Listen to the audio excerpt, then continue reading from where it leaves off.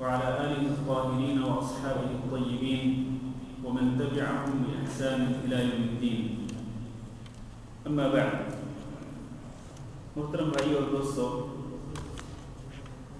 گزشتہ درس میں ہم نے اعتکاف کے متعلق کچھ احادیث پڑھی تھی. آخر میں ایک حدیث رہ گئی تھی جو ہم نہیں پڑھ سکے تھے وقت کی قلت کی وجہ سے. تو آج ہم وہ حدیث بھی پڑھتے ہیں اور اس کے بعد انشاءاللہ کتاب الحج شروع کریں گے. پچھلے جمعہ کو ہم نے جو آخری حدیث پڑھی تھی اس حدیث میں حضرت عمر بن خطاب رضی اللہ تعالیٰ عنہ کا بیان ہے کہ انہوں نے نبی پاک صلی اللہ علیہ وسلم سے گزارش کی کہ اللہ کے رسول، میں نے جاہلیت میں نظر مانی تھی کہ میں اعتکاف بیٹھوں ایک رات، اور ایک روایت میں ایک دن کے الفاظ ہیں مسجد حرام میں. یعنی جاہلیت میں نظر مانی تھی حضرت عمر بن خطاب رضی اللہ تعالیٰ عنہ نے کہ وہ ایک دن یا ایک رات اعتکاف بیٹھیں گے مسجد حرام میں. اور آپ کو معلوم ہے کہ مسجد حرام کس مسجد کو کہتے ہیں؟ کس مسجد کو کہتے ہیں مسجد حرام؟ جی، وہ مسجد جو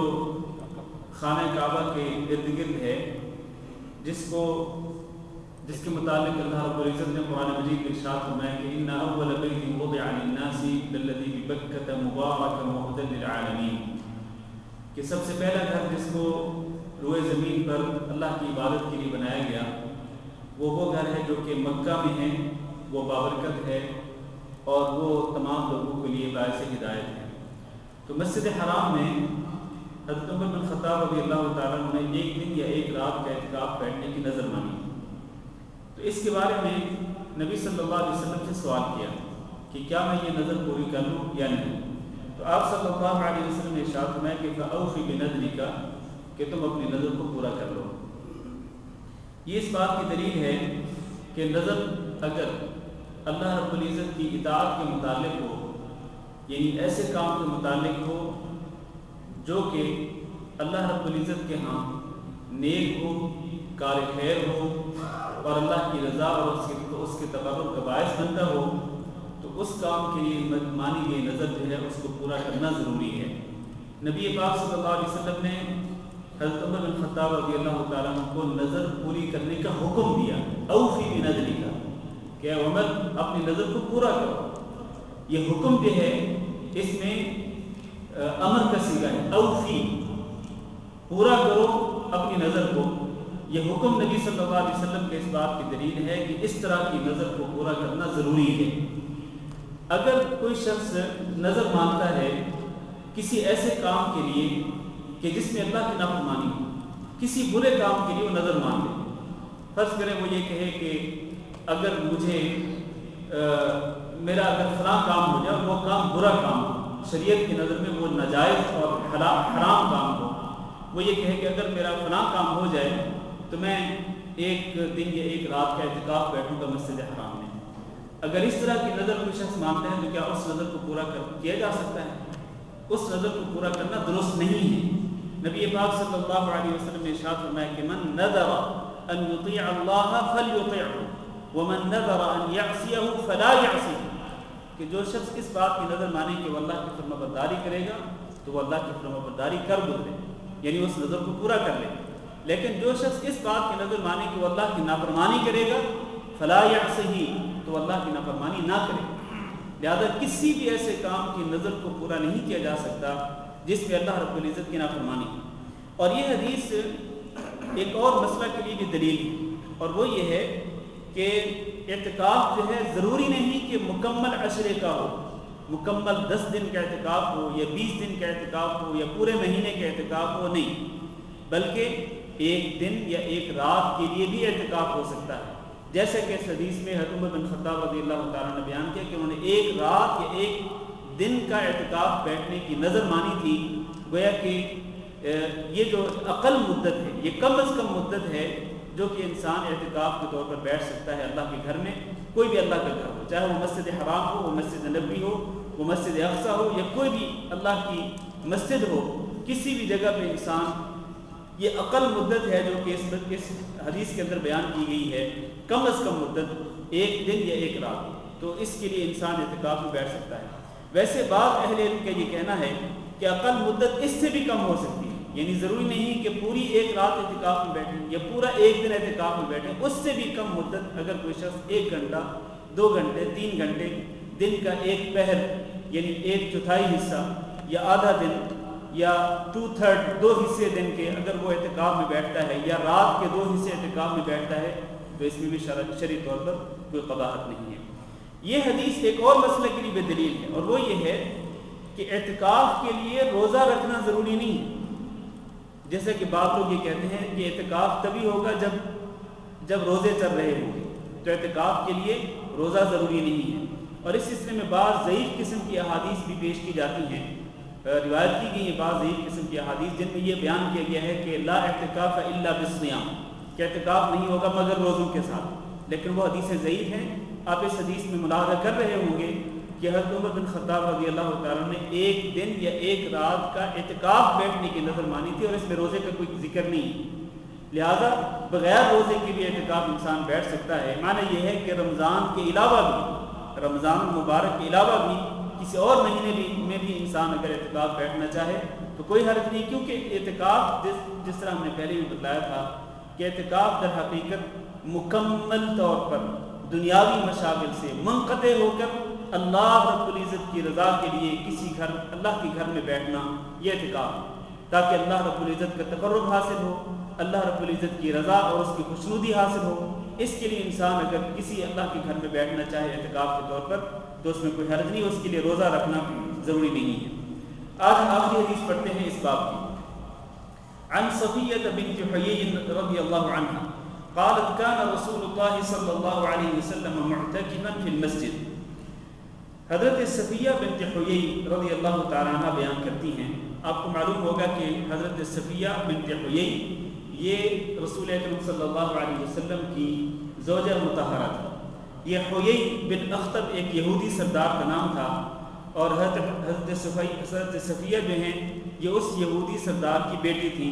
اور یہ لونیوں میں آئی تھی، جو لونیاں صحابہ کرام کے قبضے میں آئی تھیں جنگ خیبر کے بعد جو لونیاں یہودیوں کی صحابہ کرام کے قبضے میں آئی تھیں، تو ان میں سے ایک حضرت صفیہ بھی تھیں، تو بعد میں رسول اکرم صلی اللہ علیہ وسلم نے ان سے شادی کر لی تھی۔ تو یہ بیان کرتی ہیں کہ کان رسول اللہ صلی اللہ علیہ وسلم معتکفا فی المسجد، کہ رسول اللہ صلی اللہ علیہ وسلم اعتکاف بیٹھے ہوئے تھے مسجد میں، فأتیتہ، تو میں آپ صلی اللہ علیہ وسلم کے پاس آئی، ازورہ، آپ کی زیارت کرنے کے لیے، لیلاً، رات کے وقت، فحدثتہ، تو میں نے آپ صلی اللہ علیہ وسلم سے بات چیت کی۔ اب دیکھیں یہ زوجہ مطہرہ رضی اللہ تعالی عنہ ہیں حضرت صفیہ، جو بیان کرتی ہیں کہ وہ نبی صلی اللہ علیہ وسلم سے رات کو ملنے کے لیے آئیں، جبکہ آپ صلی اللہ علیہ وسلم مسجد میں اعتکاف میں بیٹھے ہوئے تھے۔ فرماتی ہیں کہ میں کچھ دیر آپ کے پاس بیٹھی رہی، آپ سے بات چیت کرتی رہی، ثم قمت، پھر میں کھڑی ہوئی، لأنقلب، تاکہ میں گھر واپس پلٹ جاؤں، فقام معی، تو نبی صلی اللہ علیہ وسلم بھی میرے ساتھ کھڑے ہو گئے، لیقلبنی، تاکہ آپ مجھے واپس لٹا دیں، یعنی واپس مجھے گھر تک پہنچا دیں۔ وکان مسکنها فی دار اسامہ بن زید، کہتے ہیں کہ حضرت صفیہ رضی اللہ تعالیٰ عنہ کا جو گھر ہے یہ دار اسامہ بن زید میں تھا، یعنی اسامہ بن زید رضی اللہ تعالیٰ عنہ کا جو گھر تھا وہیں ایک چھوٹا سا کمرہ، ایک چھوٹا سا حجرہ حضرت صفیہ رضی اللہ تعالیٰ عنہ کے پاس تھا، جہاں پر وہ رہائش پذیر تھی۔ جب نبی صلی اللہ علیہ وسلم حضرت صفیہ رضی اللہ تعالیٰ عنہ جو آپ کی زوجہ مطہرہ تھی ان کو لے کر کے ان کے حجرہ میں واپس لٹانے کے لیے ان کے ساتھ جا رہے تھے، اسی دوران فمر رجلان من الانصار، انصاریوں میں سے 2 آدمی گزرے، فلما رأى یا رسول اللہ، جب انہوں نے دیکھا رسول اللہ صلی اللہ علیہ وسلم کو، اسرعا فی المشی، تو انہوں نے جلدی جلدی چلنا شروع کر دیا، فقال، اب جب نبی صلی اللہ علیہ وسلم نے ان 2 انصاری صحابہ کرام کو اپنے پاس سے گزرتے ہوئے جلدی جلدی چلتے ہوئے دیکھا تو آپ نے فرمایا علی رسلکما، ٹھہر جاؤ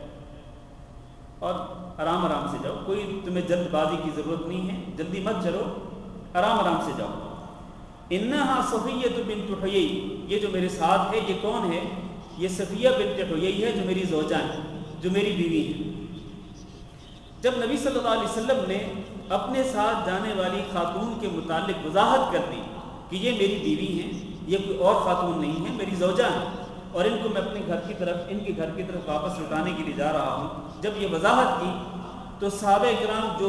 جو وہاں سے گزر رہے تھے اور جلدی جلدی قدم اٹھانے لگے تھے، تو انہوں نے کہا سبحان اللہ، تعجب ہے، سبحان اللہ کا جو لفظ ہے یہ تعجب کے لیے بولا جاتا ہے، جیسے کہ اللہ رب العزت نے قرآن مجید میں ارشاد فرمایا سبحان الذی اسری بعبدہ لیلا من المسجد الحرام الى المسجد الاقصی، پاک ہے وہ ذات، یہاں تعجب کے اظہار کیا جا رہا ہے کہ اللہ رب العزت کی ذات وہ ذات ہے کہ جس نے اپنے بندے کو مسجد حرام سے مسجد اقصی تک رات کے کچھ حصے میں سیر کرا دی۔ تعجب ہے، پاک ہے وہ ذات جس نے رات کے تھوڑے سے حصے میں مسجد حرام سے مسجد اقصی تک کا لمبا سفر جو ہے وہ رات کے تھوڑے حصے میں طے کرا دیا اپنے بندے کو، تو تعجب کا اظہار ہو رہا ہے۔ بالکل اسی طرح سے یہاں صحابہ کرام بھی تعجب کے اظہار کریں، سبحان اللہ، تعجب ہے اللہ کے رسول، یا رسول اللہ، اے اللہ کے رسول، یعنی آپ کو یہ وضاحت کرنے کی ضرورت ہی نہیں تھی،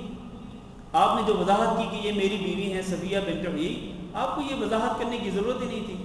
تعجب ہے کہ کیا ہم آپ کے بارے میں کسی بدگمانی میں مبتلا ہو سکتے ہیں؟ کیا آپ کو ضرورت پڑ گئی یہ وضاحت کرنے کی؟ تو نبی صلی اللہ علیہ وسلم نے کیا جواب دیا؟ ان کی بات بھی معقول تھی، لیکن نبی صلی اللہ علیہ وسلم نے جو جواب دیا وہ سنیے، فرمایا ان الشیطان یجری من ابن آدم مجرى الدم، کہ شیطان ابن آدم میں ایسے گردش کرتا ہے جیسا کہ خون گردش کرتا ہے۔ وَإِنِّي خِفْتُ، اور مجھے یہ خوف ہوا، مجھے یہ اندیشہ ہوا، ان یقذف فی قلوبکما،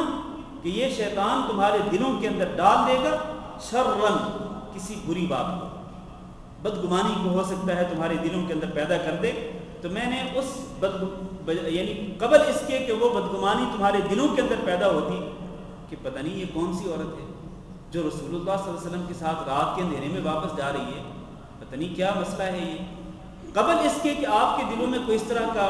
برا ارادہ پیدا ہوتا یا کوئی برا ظن پیدا ہوتا، کوئی برا گمان پیدا ہوتا، اس سے پہلے میں نے وضاحت کر دی کہ یہ میری بیوی ہے صفیہ بنت حیی۔ تو شیطان بہت جلدی انسان کو بہکانے کی اور بہت جلد انسان کو گمراہ کرنے کی کوشش کرتا ہے، اس قدر جلدی اور اس قدر پھرتی کے ساتھ، اتنی تیزی کے ساتھ کہ جس قدر تیزی کے ساتھ انسان کے دل میں، انسان کے جسم میں خون گردش کرتا ہے، اس قدر یہ تیز ہے، شاطر ہے یہ شیطان کہ جو ہر گھڑی ہر وقت انسان کو گمراہ کرنے پر تلا رہتا ہے اور لوگوں کے دلوں میں بدظنیاں پیدا کرتا ہے، گمان پیدا کرتا ہے۔ وفی روایت، اور ایک روایت کے الفاظ یہ ہیں، انہا جاءت تزورہ فی اعتکافہ فی المسجد فی العشر الاواخر من رمضان، کہ حضرت صفیہ آئی تھیں آپ صلی اللہ علیہ وسلم کی زیارت کرنے کے لیے، فی اعتکافہ فی المسجد، جبکہ آپ مسجد میں اعتکاف میں بیٹھے ہوئے تھے، فی العشر الاواخر من رمضان، رمضان کے آخری عشرے میں، فتحدثت عنده ساعتا، تو حضرت صفیہ بنت حیی جب آپ کی زیارت کے لیے تشریف لے گئیں تو ایک گھڑی آپ صلی اللہ علیہ وسلم کے ساتھ بیٹھ کر گفتگو کرتی رہی، ثم قامت، پھر وہ جب کھڑی ہوئی، تنقلب، واپس لوٹنے کے لیے، فقام النبی صلی اللہ علیہ وسلم معها یقلبها، تو نبی صلی اللہ علیہ وسلم بھی آپ کے ساتھ کھڑے ہو گئے، یعنی صفیہ بنت حیی کے ساتھ رضی اللہ تعالیٰ عنہ، یقلبها، تاکہ آپ ان کے ساتھ جا کر ان کو واپس لوٹا دیں، حتی اذا بلغ باب المسجد، یہاں تک کہ جب آپ صلی اللہ علیہ وسلم مسجد کے دروازے تک پہنچے، عند باب ام سلمہ، ام سلمہ کے دروازے کے پاس، تو اس وقت یہ دو شخص وہاں سے گزرے، اور پھر آگے وہی قصہ ہے اس روایت میں بھی جو کہ پچھلی روایت میں بیان کیا گیا ہے۔ میرے بھائیو، یہ روایت آپ نے سنی، بخاری اور مسلم کی یہ روایت آپ نے سنی، جس میں ایک واقعے کی طرف اشارہ کیا گیا ہے یا واقعہ ذکر کیا گیا ہے۔ اس واقعے کا اس باب سے تعلق کیا ہے؟ آپ کو معلوم ہے کہ ہم جو باب پڑھ رہے ہیں وہ باب کیا ہے؟ اعتکاف۔ اعتکاف کے باب میں اس قصہ کو ذکر کیا گیا ہے۔ اس کا اس سے تعلق کیا ہے؟ اس کا اس سے تعلق صرف اتنا ہے کہ جب رسول اکرم صلی اللہ علیہ وسلم رمضان المبارک کے آخری عشرے میں اعتکاف میں تشریف فرما تھے مسجد کے اندر، تو اسی دوران ان کی بیوی حضرت صفیہ بنت حیی رضی اللہ تعالی عنہ آپ صلی اللہ علیہ وسلم کی ملاقات کے لیے آئیں۔ یہ اس بات کی دلیل ہے کہ اگر کوئی بندہ مسجد میں اعتکاف میں بیٹھا ہوا ہو تو اس کے گھر والے اس کو ملنے کے لیے آ سکتے ہیں، اس کے گھر والے اس سے ملاقات کرنے کے لیے، اس سے کچھ دیر تک بات چیت کرنے کے لیے، ملاقات کا معنی بات چیت کرنا ہے، حال احوال معلوم کرنا ہے، تو اس کے لیے اس آدمی کے گھر والے اس کو ملنے کے لیے مسجد کے اندر آ سکتے ہیں، جیسا کہ حضرت صفیہ رضی اللہ تعالیٰ عنہ رسول اکرم صلی اللہ علیہ وسلم سے ملنے کے لیے گئی تھی، اور کچھ روایات شاید ہم نے پہلے بھی پڑھی تھیں جن سے معلوم ہوتا ہے کہ آپ صلی اللہ علیہ وسلم کی دیگر ازواج مطہرات بھی وقتاً فوقتاً جاتی رہتی تھی نبی صلی اللہ علیہ وسلم کے پاس آپ سے ملاقات کرنے کے لیے، اور صرف آپ صلی اللہ علیہ وسلم کا حال احوال معلوم کرنے کے لیے اور کچھ اپنا حال احوال بتلانے کے لیے، تو اس میں کوئی حرج نہیں شرعی طور پر۔ اور ہم پہلے بیان کر چکے ہیں کہ جو شخص مسجد میں بیٹھا ہوا اعتکاف میں، تو وہ بغیر کسی اشد ضرورت کے مسجد سے باہر نہ نکلے۔ اشد ضرورت میں کون کون سی ضرورتیں ہیں؟ مثلا ایک انسانی ضرورت ہے، قضاء حاجت کے لیے انسان مسجد سے باہر جا سکتا ہے، اگر مسجد کے اندر انتظام نہیں ہے، باہر ہے، ٹوائلٹ وغیرہ کا بندوبست باہر ہے، تو انسان اس ضرورت کے لیے باہر جا سکتا ہے، ورنہ اس اشد ضرورت کے علاوہ کسی اور کام کے لیے، دنیاوی کام کے لیے انسان مسجد سے باہر نہیں نکل سکتا۔ حضرت عائشہ رضی اللہ تعالیٰ عنہ بیان فرماتی ہیں، جس طرح پیچھے ہم نے پڑھا تھا، کہ اگر وہ اپنی کسی انسانی حاجت کے لیے جاتی تھی، بات توجہ سے سنتے رہیے، اگر حضرت عائشہ رضی اللہ تعالیٰ عنہ کسی انسانی حاجت کے لیے، اپنی انسانی حاجت کے لیے جاتی تھی اپنے گھر میں کہ حاجت پوری کر کے واپس آ جائیں مسجد کے اندر اعتکاف میں، تو گھر کے اندر اگر کوئی مریض ہوتا تو حضرت عائشہ رضی اللہ تعالیٰ عنہ کہتی ہیں کہ میں اس کی عیادت بھی چلتے چلتے کر لیتی تھی، اس کے پاس بیٹھتی نہیں تھی۔ اور ایک اور روایت جو کہ سنن ابو داؤد میں ہے، اس میں یہ ہے کہ سنت یہ ہے کہ اعتکاف میں بیٹھنے والا انسان مریض کی عیادت کے لیے نہ جائے، اور اسی طرح وہ اگر کوئی شخص فوت ہو تو اس کی نماز جنازہ اور اس کی تدفین میں شرکت کے لیے نہ جائے، یہ سنت ہے۔ تو اس لیے اس طرح کے جو ضروری کام ہوتے ہیں، ان سے بھی انسان کو منقطع ہو کر کے صرف اور صرف اللہ رب العزت کی طرف یکسوئی کے ساتھ اعتکاف میں بیٹھنا چاہیے، تاکہ اس کی توجہ دنیاوی کاموں کی طرف نہ بڑھے، بلکہ اس کی توجہ صرف اور صرف اللہ رب العزت کی طرف رہے۔ یہ تعلق ہے اس باب کا، اس حدیث کا اس باب سے۔ اور ضمناً اس حدیث سے یہ بھی بات معلوم ہوتی ہے کہ جب کسی کے دل میں بدگمانی پیدا ہونے کا اندیشہ ہو، کسی کے دل میں بدگمانی پیدا ہونے کا اندیشہ ہو، تو اس سے پہلے ہی، اس سے پہلے کہ بدگمانی پیدا ہو، اس سے پہلے ہی وضاحت کر دینی چاہیے، وہ معاملہ کسی بھی قسم کا وضاحت کر دینی چاہیے تاکہ بدگمانی پیدا نہ ہو۔ آپ کو پتہ ہے کہ جب بدگمانیاں پیدا ہوتی ہیں تو پھر تعلقات خراب ہوتے ہیں، آپس میں مسلمان کے تعلقات میں بگاڑ آتا ہے، تو اس بگاڑ سے بچنے کے لیے اور بعد میں پیدا ہونے والی خرابی سے بچنے کے لیے انسان کو پہلے ہی صراحت کر دینی چاہیے، وضاحت کر دینی چاہیے کہ یہ معاملہ اس طرح سے، تاکہ بدگمانیاں پیدا نہ ہوں، جیسے کہ رسول اکرم صلی اللہ علیہ وسلم نے اپنے متعلق وضاحت کر دی تھی۔ حالانکہ آپ صلی اللہ علیہ وسلم تو پاک دامن تھے اور پاک دامنی کی طرف آپ دعوت دینے والے تھے، یہ تو ناممکن تھا، یہ تصور بھی نہیں کیا جا سکتا تھا کہ آپ صلی اللہ علیہ وسلم کے ساتھ کوئی ایسی خاتون ہو جس کے ساتھ آپ صلی اللہ علیہ وسلم کا کوئی اللہ نہ کرے کوئی ناجائز تعلق ہوتا ہے، ایسا تو ممکن ہی نہ تھا۔ لیکن پھر بھی آپ اور نہ ہی اس قسم کا خیال پیدا ہوا تھا صحابہ کرام کے دل میں، وہ تو صرف شرم کرتے ہوئے حیاءً استحیاءً وہ جلدی جلدی چلنے لگے کہ کہیں نبی صلی اللہ علیہ وسلم کو برا نہ لگے کہ آپ صلی اللہ علیہ وسلم اپنی بیوی کے ساتھ ہیں اور وہاں سے دو آدمی کو گزر ہو رہا ہے، تو صرف شرم کرتے ہوئے وہ شخص وہاں سے جلدی جلدی جانے لگے، ورنہ ان کے دلوں میں بھی یہ خیال پیدا نہ ہوا تھا کہ پتہ نہیں نبی صلی اللہ علیہ وسلم کے ساتھ کون سی عورت ہے اور پتہ نہیں کس قسم کا تعلق ہے۔ نہیں، تو ایسا ممکن نہ تھا کہ آپ صلی اللہ علیہ وسلم اس طرح کا کوئی قدم اٹھاتے یا آپ کا کوئی اس طرح کا تعلق ہوتا، ورنہ اصل بات یہ ہے کہ نبی صلی اللہ علیہ وسلم نے صرف اور صرف بدگمانیوں کا دروازہ بند کرنے کے لیے صراحت کر دی کہ یہ میری بیوی ہیں حضرت صفیہ بنت حیی رضی اللہ تعالیٰ عنہ۔ یہاں پر کتاب الصیام اپنے اختتام کو پہنچی، یعنی وہ کتاب جس میں روزوں کے متعلق احکام تھے، اور پھر لیلۃ القدر کے متعلق احادیث، پھر اعتکاف کے متعلق احادیث ہم نے پڑھی، یہاں یہ کتاب ختم ہوگی۔ اب اس کے بعد کتاب الحج شروع ہونے والی ہے۔ اس سے پہلے کہ ہم کتاب الحج شروع کریں، ہمارے پاس کچھ وقت ہے، اگر کسی نے کوئی سوال کرنا ہو تو کر سکتے ہیں۔ ہاں جی جی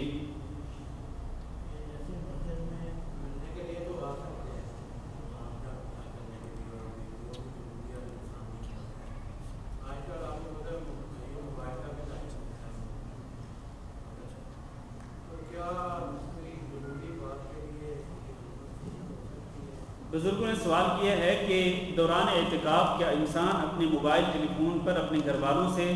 اور اسی طرح اپنے دیگر دوست احباب سے رابطہ رکھ سکتا ہے یا نہیں، یا یہ ہے کہ مکمل طور پر اس کو اپنا موبائل 10 دن کے لیے سوئچ آف کر دینا چاہیے اور بالکل کسی قسم کا رابطہ نہیں رکھنا چاہیے؟ تو اس کا جواب یہ ہے کہ نہیں، کوئی حرج نہیں، صرف ضرورت کی حد تک۔ اصل بات یہ ہے کہ یہ جو موبائل ہے جس کو آج تقریباً ہم میں سے ہر بندہ استعمال کرتا ہے، یہ ضرورت سے بڑھ کر شوق کی حد تک چلا گیا ہے، یعنی ہم اس کو شوق کے طور پر استعمال کرتے ہیں، اس سے پتہ نہیں کیا ہم اس سے کیا اپنے شوق پورے کرتے ہیں۔ تو اس طرح نہیں ہونا چاہیے، ضرورت کی حد تک، یہ ایک ضرورت ہے، ضرورت کی حد تک انسان اگر رابطہ رکھنا چاہے دوران اعتکاف بھی تو اس میں کوئی حرج نہیں، صرف اتنا رابطہ رکھے موبائل کے ذریعے کہ جس کی وجہ سے وہ اعتکاف میں بیٹھا ہوا انسان اللہ رب العزت کی طرف توجہ سے اس کی توجہ نہ ہٹے اور مکمل یکسوئی کے ساتھ وہ اللہ کی عبادت کرتا رہے اور اللہ رب العزت سے مناجات اور سرگوشی کرتا رہے، اس کے خشوع اور خضوع میں، اور اللہ کے ساتھ جو محبت ہے، اللہ کے ساتھ جو عقیدت ہے اور اللہ کے لیے خشوع و خضوع جو ہے اس کے اندر خلل نہ آنے پائے، تو اس شرط کے ساتھ کوئی حرج نہیں، ضرورت کی خاطر انسان اپنے گھر والوں کے ساتھ دوران اعتکاف موبائل پر رابطہ رکھ سکتا ہے، کوئی حرج نہیں۔ ہاں جی، نہیں، مسجد جس طرح میں نے پہلے کہا تھا کہ اعتکاف کے لیے شرط یہ ہے کہ اعتکاف مسجد میں ہو، جس طرح کہ قرآن مجید میں ہے وَأَنْتُمْ عَاكِفُونَ فِي الْمَسَاجِدِ، کہ آپ اعتکاف میں بیٹھے ہوئے ہوں مساجد میں۔ یہاں مساجد سے مراد عام مسجدیں ہیں،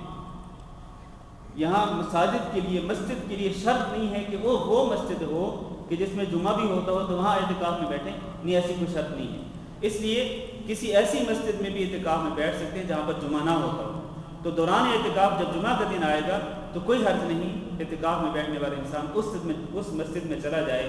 اس کے قریب جو مسجد ہو جہاں پر جمعہ ہوتا ہو تو وہاں جا کے جمعہ پڑھنے میں کوئی حرج نہیں۔ ہاں جی،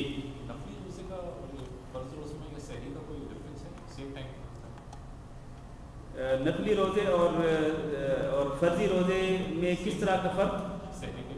نہیں، کوئی فرق نہیں ہے، صرف نیت کے لحاظ سے فرق ہے، ورنہ افطاری اور سحری کے لحاظ سے کوئی فرق نہیں ہے۔ جو وقت سحری کھانے کا فرضی روزے کے لیے ہے وہی وقت نفلی روزے کے لیے بھی ہے، ٹھیک ہے؟ اسی طرح جو وقت افطاری کے لیے فرضی روزے کے لیے ہے اسی طرح نفلی روزے کے لیے بھی ہے، دونوں میں سحری اور افطاری کے لحاظ سے کوئی فرق نہیں ہے۔ البتہ نیت کے لحاظ سے فرق ہے کہ فرضی روزے کی نیت جو ہے وہ طلوع فجر سے پہلے ہونا ضروری ہے، جس طرح ہم یہ مسئلہ پہلے بیان کر چکے ہیں کہ فرضی روزے کی نیت وہ طلوع فجر سے پہلے، یعنی فجر کی اذان ہونے سے پہلے رات کے کسی حصے میں اس نیت کا ہونا ضروری ہے، اس کے بغیر فرضی روزہ نہیں ہوتا۔ اس معنی میں کہ اگر کوئی شخص فجر کے طلوع ہونے تک بالکل اس نے نیت ہی نہیں کی، ارادہ ہی نہیں کیا کہ میں نے آئندہ دن کا روزہ رکھنا ہے،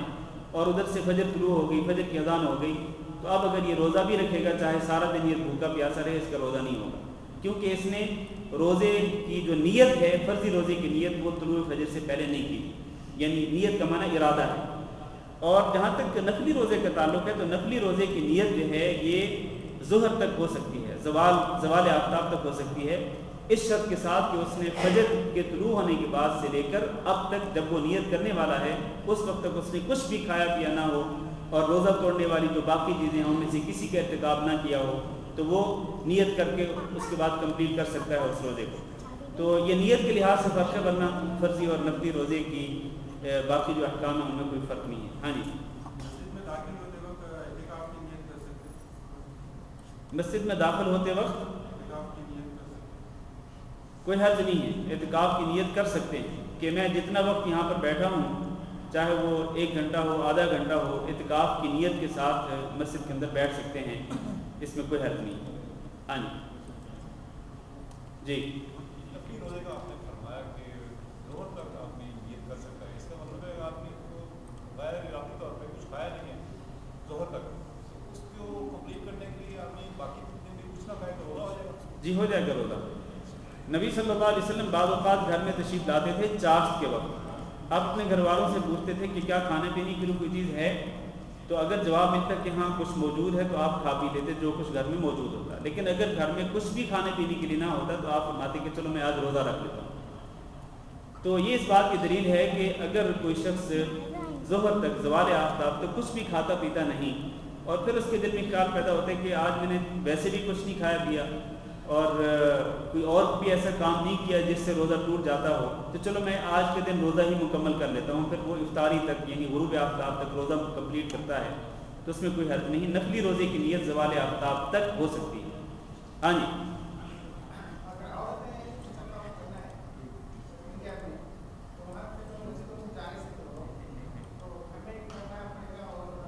میں نے یہ مسئلہ پہلے بیان کیا تھا پچھلے جمعہ کو، میں نے کہا تھا کہ وَأَنْتُمْ عَاكِفُونَ فِي الْمَسَاجِدِ کے جو الفاظ ہیں قرآن مجید کے اندر، ان سے یہی ثابت ہوتا ہے کہ اعتکاف مسجد میں ہونا چاہیے، اعتکاف مسجد میں ہونا چاہیے، خواتین کے لیے بھی اعتکاف کی جو جگہ ہے وہ مسجد ہی ہے، ٹھیک ہے۔ نبی صلی اللہ علیہ وسلم کی جو زوجات مطہرات تھیں وہ بھی مسجد نبی کے اندر آ کر کے اعتکاف میں بیٹھتی تھیں، اپنے اپنے حجروں میں نہیں۔ نبی صلی اللہ علیہ وسلم کی ازواج مطہرات مسجد نبی کے اندر آ کر کے ان کے لیے ایک جگہ خاص کر دی جاتی، ایک خیمہ نما بن جاتا اور اس خیمے کے اندر وہ بیٹھتی اعتکاف کے اندر۔ یہ نبی صلی اللہ علیہ وسلم کی زوجات مطہرات کی عادت تھی، ورنہ اگر گھروں کے اندر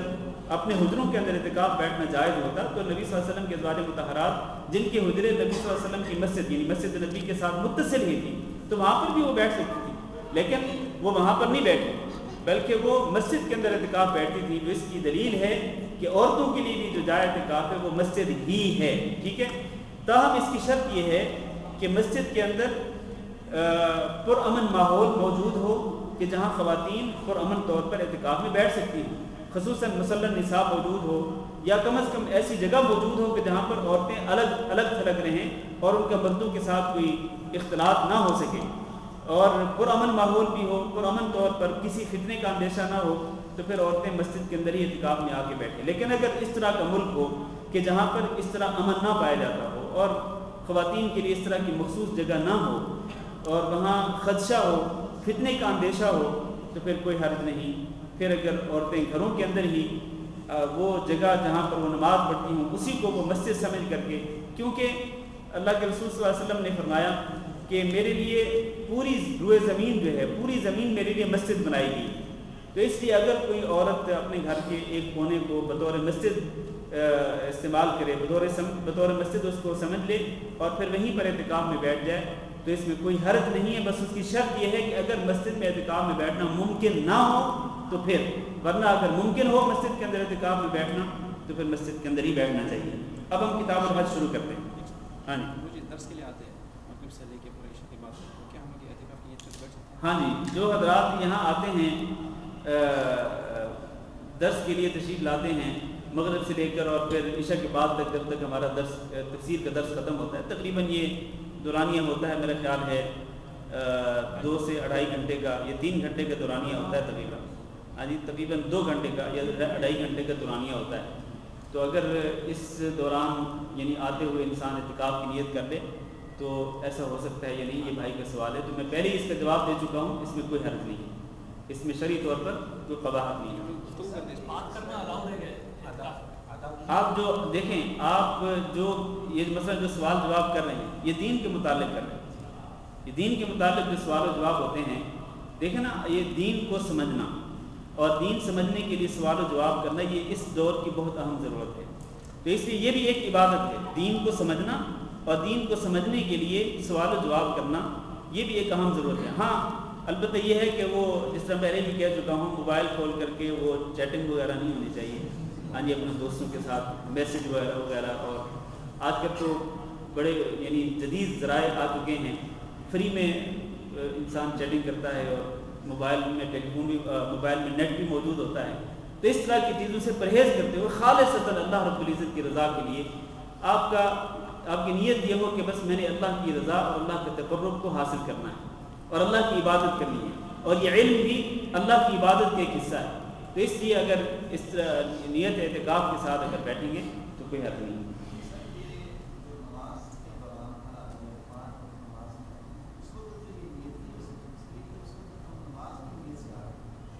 جی جی، اگر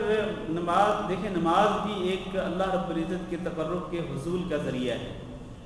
اگر انسان یہ سوچ کر کے آئے کہ چلو میں نماز سے پہلے 10-15 منٹ پہلے جا کے بیٹھ جاتا ہوں میں اس میں بیٹھ کر کے اللہ کا ذکر کروں گا، قرآن مجید کی تلاوت کروں گا، اور پھر جب اذان ہوگی تو سنتیں پڑھوں گا، پھر میں خشوع خضوع کے ساتھ اللہ تعالیٰ سے دعا کروں گا، پھر فرض نماز ادا کروں گا، اس کے بعد سنتیں ہوں گی تو سنتیں پڑھوں گا، اور کچھ دیر کے لیے اللہ کا ذکر کرتا رہوں گا. یہ اللہ سے جو مناجات کا جو ذریعہ ہے، اللہ سے سرگوشی کا جو ذریعہ ہے، وہ اس پورے وقت کو اللہ سے سرگوشی کرتے ہوئے وہ گزارتا ہے. اور اس کی نیت یہ ہے کہ یہ اعتکاف کے طور پر وہ نیت اعتکاف کی کر لیتے ہیں، تو اس میں شرعاً کوئی قباحت نہیں ہے. اللہ عالم. ہاں جی، جب سوالات کا دروازہ کھلتا ہے تو پھر کھلتا ہی چلا جاتا ہے. میں چاہتا تھا کہ کتاب الحج کی کچھ حدیثیں پڑھ لیتے ہیں. ہاں جی جی،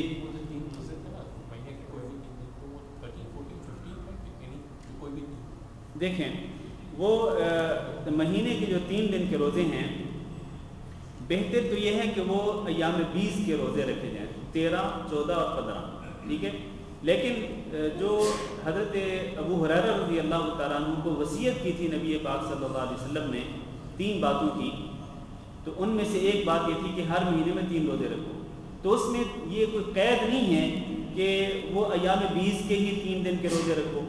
یا 3 دن کے روزے مسلسل رکھو. نہیں، ایسی کوئی شرط نہیں ہے. مہینے میں 3 دن کے روزے، وہ چاہے مہینے کے شروع میں ہوں، چاہے درمیان میں ہوں، چاہے آخر میں ہوں، کیونکہ ایک جو نیکی ہوتی ہے وہ 10 نیکیوں کے برابر ہوتی ہے. تو ایک روزہ اگر آپ مہینے کے شروع میں رکھ لیتے ہیں، دوسرا روزہ آپ مہینے کے درمیان میں رکھ لیتے ہیں، تیسرا مہینے کے آخر میں رکھ لیتے ہیں، یا تینوں اکٹھے رکھ لیتے ہیں شروع میں یا درمیان میں یا آخر میں، ٹھیک ہے، تو وہ 3 روزے جو ہیں وہ ایک مہینے کے روزوں کے برابر ہوں گے. 3 روزے 30 روزوں کے برابر ہوں گے. تو یہ کوئی حرج نہیں ہے. لیکن اگر آپ ایام 20 کے رکھیں گے تو وہ زیادہ بہتر ہوگا، جیسے کہ رسول اللہ صلی اللہ علیہ وسلم سے ثابت ہے. ہاں جی، رمضان کے 30 روزے ہیں کہ اس میں ہم لوگ نیت پہلے ہی کر سکتے ہیں یا ایوری روزے کر سکتے ہیں؟ بہتر یہ ہے کہ ہر دن کے روزے کی جو نیت ہے وہ اس کی تجدید کی جائے. ہر دن کا روزہ، ہر دن کے روزے کی نیت جو ہے وہ ہر رات میں کی جائے. نیت کا معنی صرف ارادہ ہے کہ آپ کے دل میں ارادہ ہو کہ میں نے آنے والے دن کا روزہ رکھنا ہے، بس وہی نیت ہے. ہاں جی، 30 دن کا تو ارادہ کر کے رہتے ہیں جی، 30 دن کا ارادہ کر کے رہتے ہیں. ٹھیک ہے، وہ بھی ٹھیک ہے کہ اگر آپ شروع سے ہی ارادہ کر لیتے کہ میں نے انشاءاللہ پورا مہینہ روزے رکھنے ہیں تو وہ نیت بھی کافی ہے. لیکن بہتر یہ ہے کہ ہر دن کے روزے کی جو نیت ہے اس کی تجدید کر لی جائے، دل میں ارادہ کر لیا جائے کہ آنے والے دن کا مجھے روزہ رکھنا ہے. ہاں جی، یہ میں نے پہلے بھی کہا ہے کہ اعتکاف کے لیے روزہ شرط نہیں ہے. اعتکاف رمضان میں بھی ہو سکتا ہے اور رمضان کے علاوہ باقی مہینوں میں بھی ہو سکتا ہے. ہاں جی،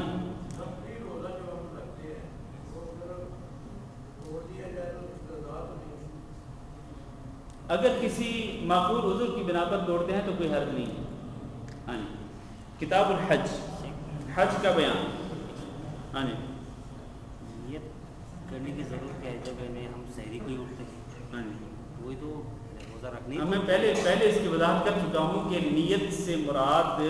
دل کا ارادہ ہے. اگر آپ کے دل میں یہ ارادہ موجود ہے کہ میں نے آنے والے دن کا روزہ رکھنا ہے تو بس وہ کافی ہے. اور اگر آپ مثلا سونے سے پہلے یہ نیت کر کے سوتے ہیں، ارادہ کر کے سوتے ہیں کہ میں نے سحری کے لیے اٹھنا ہے، تو ظاہر ہے کہ سحری روزے کے لیے کھانی ہوتی ہے. تو اگر یہ نیت موجود ہے تو کوئی حرج نہیں، وہی نیت کافی ہے، وہی ارادہ کافی ہے. ہاں جی جی، ہاں جی،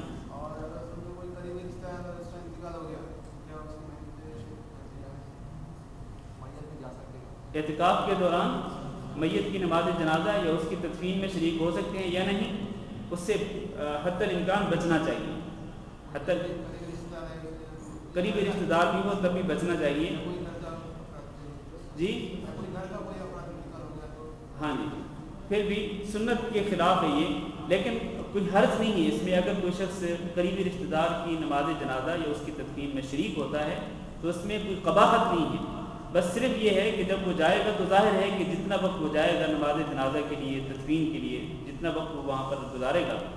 تو اتنا وقت وہ اعتکاف والی جگہ سے دور رہے گا، اعتکاف سے باہر رہے گا. تو اعتکاف میں کیا ہوتا ہے کہ انسان بالکل یکسو ہوتا ہے اللہ کی عبادت کے لیے. اس کی توجہ مکمل طور پر اللہ کی طرف ہوتی ہے. وہ اللہ سے سرگوشی کرتا ہے، اللہ سے دعا مانگتا ہے، اللہ کا ذکر کرتا ہے. یہ اعتکاف ہے. تو جب وہ باہر جائے گا تو ظاہر اس کی توجہ بڑھ جائے گی اور توجہ اس کی اللہ کی طرف نہیں رہے گی. تو اگرچہ اس میں کوئی قضاحت نہیں ہے، لیکن میں نے جو حدیث جو پہلے پڑھی ہے وہ حضرت عائشہ رضی اللہ تعالیٰ عنہ کی حدیث ہے کہ سنت یہ ہے کہ وہ اس طرح کے کاموں میں شریک نہ ہوں۔ آخری سوال ہاں جی، اگر نماز جنازہ وہی مسجد میں ہو جہاں پر ہم بیٹھے ہیں نکاح کے لیے تو نماز جنازہ ہاں وہی مسجد میں ہاں کوئی حرج نہیں، اگر اسی مسجد کے اندر نماز جنازہ ہوتی تو آپ پڑھ سکتے ہیں، اس میں کوئی مسئلہ نہیں ہے۔ ہاں جی، کتاب الحج، حج کا بیان۔ آپ کو معلوم ہے کہ حج دین اسلام کے فرائض میں سے ایک فریضہ ہے، جیسے کہ 5 وقتی نماز فرض ہے، جیسے کہ رمضان المبارک کے روزے فرض ہیں، جیسے کہ زکوٰۃ فرض ہے، بالکل اسی طرح سے حج بیت اللہ کرنا بھی فرض ہے۔ حج کا جو لفظ ہے اس کا معنی کیا ہے؟ عربی زبان میں حج کا معنی ہے قصد کرنا، ارادہ کرنا، قصد کرنا اور ارادہ کرنا، اور شرعی اصطلاح میں بیت اللہ کی طرف ارادہ کر کے جانا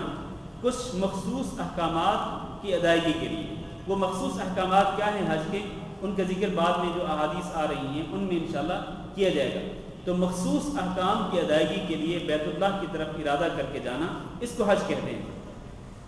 اب اس کتاب الحج میں کئی باب ہیں۔ پہلا باب جو ہے باب المواقیت، مواقیت کا بیان۔ مواقیت جمع ہے میقات کی۔ میقات کس کو کہتے ہیں؟ میقات 2 قسم کا ہوتا ہے، میری بات توجہ سے سنتے رہیں۔ کتنے منٹ باقی اذان ہونے میں؟ 6 منٹ باقی ہے، میری بات توجہ سے سنتے رہیں۔ میقات 2 قسم کے ہوتے ہیں، ایک میقات زمانی ہوتا ہے اور ایک میقات مکانی ہوتا ہے۔ میقات زمانی اور میقات مکانی۔ میقات زمانی سے مراد وہ مقررہ وقت کہ جس کے اندر حج کے تمام احکامات کو پورا کرنا ہوتا ہے، اس کو میقات زمانی کہتے ہیں۔ اور میقات مکانی سے مراد وہ خاص مقام ہے کہ جہاں سے حج کے لیے جانے والا شخص احرام باندھ کے جاتا ہے۔ وہ خاص مقام کہ جہاں سے حج کے لیے جانے والا شخص یا عمرے کے لیے جانے والا شخص جہاں سے احرام باندھتا ہے اور اس پر احرام کی پابندیاں لاگو ہوتی ہیں، تو جس جگہ سے وہ احرام باندھتا ہے، جس جگہ سے وہ احرام کی نیت کرتا ہے، جس جگہ سے وہ تلبیہ پڑھنا شروع کرتا ہے، جس جگہ سے اس پر احرام کی پابندیاں لاگو ہوتی ہیں، اس جگہ کو میقات مکانی کہا جاتا ہے۔ میقات زمانی وہ زمانہ کہ جس میں حج کے احکام کو ادا کرنا ضروری ہے، کہ نہ اس سے پہلے حج ادا ہو سکتا ہے نہ اس کے بعد ادا ہو سکتا ہے۔ تو وہ جو میقات زمانی ہے وہ کون سا ہے؟ وہ میقات زمانی یعنی وہ خاص زمانہ کہ اس کے شروع ہونے سے پہلے بھی حج نہیں ہو سکتا اور اس کے ختم ہونے کے بعد بھی حج نہیں ہو سکتا۔ تو وہ خاص ایک زمانہ ہے جس کے اندر حج کے احکام کو ادا کرنا ہوتا ہے، اس کو میقات زمانی کہتے ہیں۔ تو یہ میقات زمانی کیا ہے؟ کون بتلائے گا؟ ہاں جی، بس اگر کوئی شخص 8 سے پہلے جاتا ہے حج کی نیت کر کے تو اس کا حج نہیں ہوگا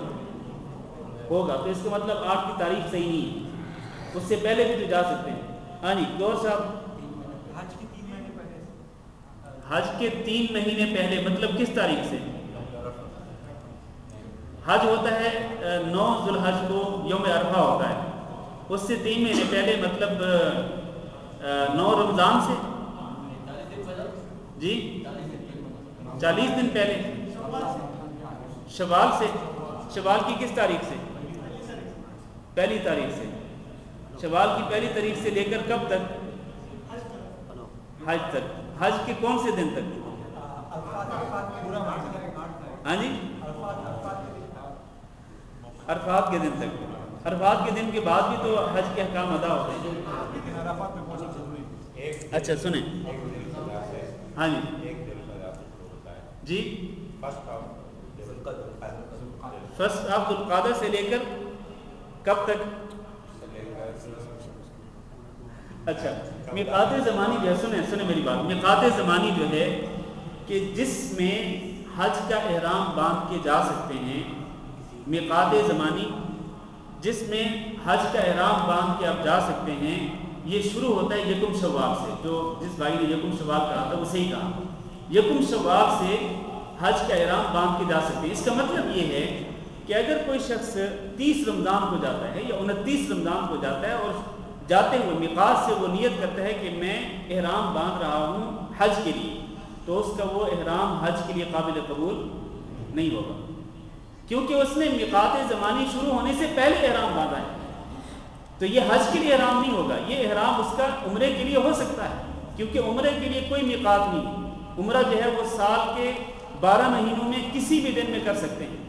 لیکن حج کے لیے ضروری ہے کہ اگر آپ حج کے لیے جا رہے ہیں تو آپ کا احرام حج کا جو ہے وہ یکم شوال سے شروع ہو، اس سے پہلے نہیں، یکم شوال سے لے کر اس کے بعد آپ آخر تک، جب تک کہ حج کے ایام شروع نہیں ہوتے اس وقت تک آپ حج کا احرام باندھ کے جا سکتے ہیں۔ اچھا، یہ میقات زمانی شروع ہوتے ہیں یکم شوال سے، ختم کب ہوتا ہے؟ ختم ہوتا ہے 10 ذو الحج کو، ختم ہوتا ہے 10 ذو الحج کو۔ تو اس طرح یہ جو میقات زمانی ہے اس کی اگر ہم تعیین کرنا چاہیں تو ٹوٹل یہ 2.25 مہینے، شوال، ذوالقعدہ، یہ 2 مہینے اور ذوالحج کے پہلے 10 دن۔ اگر کوئی شخص یہ کہے کہ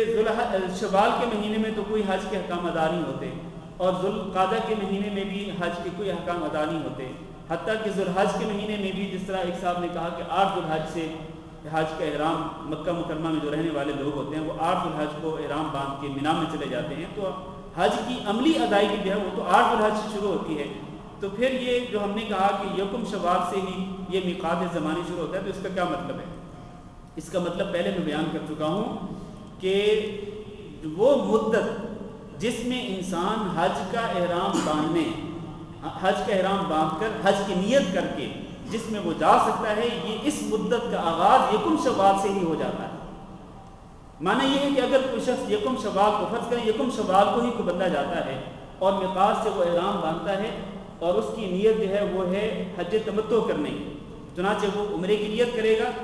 اور وہ مکہ مکرمہ میں جا کے عمرہ کر کے اس کے بعد وہ احرام اتار دے گا۔ اب وہ حج کے ایام تک انتظار کرے گا، تو حج کا جب موسم آئے گا 8 ذوالحج تو وہ احرام باندھ کے چلا جائے گا مینا کی طرف۔ تو اس طرح اس کا حج تمتع جو ہے وہ بالکل صحیح تصور ہوگا اگر وہ سارے احکام ادا کرتا ہے تو۔ حالانکہ اس نے عمرہ جو ہے وہ یکم شوال کو کیا، یہ عمرے کا احرام اس نے یکم شوال کو باندھا تھا، تو کوئی حرج نہیں، اس کا حج تمتع ہوگا، اس میں کوئی حرج نہیں۔ لیکن اگر وہ عمرہ کرتا ہے جا کے 30 ذوالحج کو، 30 رمضان کو، اگر وہ عمرہ کرتا ہے 30 رمضان کو، تو اس کا جو حج ہے وہ حج تمتع نہیں ہو سکتا ہے، اس کا حج تمتع نہیں ہو سکتا ہے۔ وہ اگر مکہ میں رہتا ہے 30 رمضان کو عمرہ کرنے کے بعد مسلسل وہ مکہ میں رہتا ہے یا مدینہ میں جا کر پھر مکہ میں واپس لوٹ آتا ہے، تو اس کا جو حج ہے وہ حج تمتع نہیں ہوگا بلکہ حج افراد ہوگا، جیسا کہ ہم اس کی وضاحت ہم بعد میں کریں گے۔ ابھی اذان کا ٹائم شروع ہو رہا ہے۔ استغفر اللہ لی ولکم ولسائر المسلمین انہ